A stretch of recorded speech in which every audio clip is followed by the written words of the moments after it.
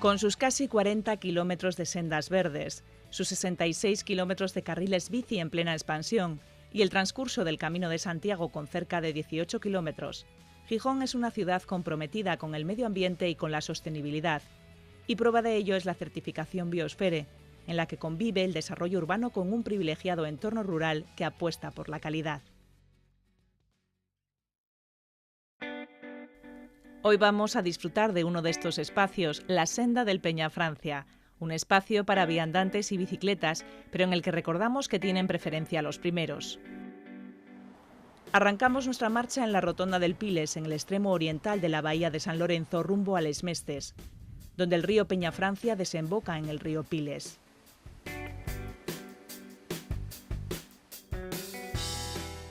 Continuamos por la ribera del Peñafrancia.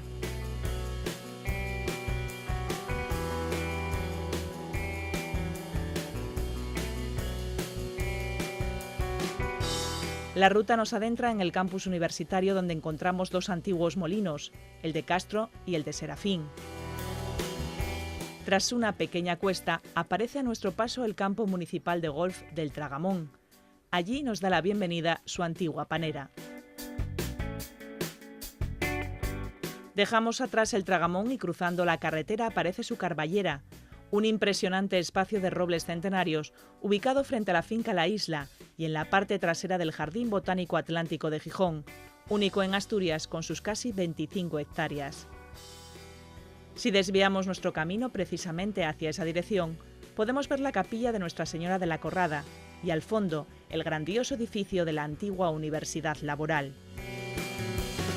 De vuelta a nuestra senda, la ruta busca de nuevo las orillas del Peñafrancia para llegar a la zona denominada La Charca, junto a la Fuente de la Castañal.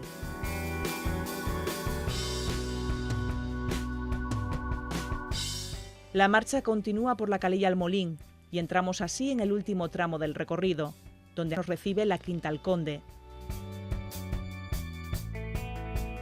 Un poco más adelante nos encontramos con la iglesia parroquial de San Salvador.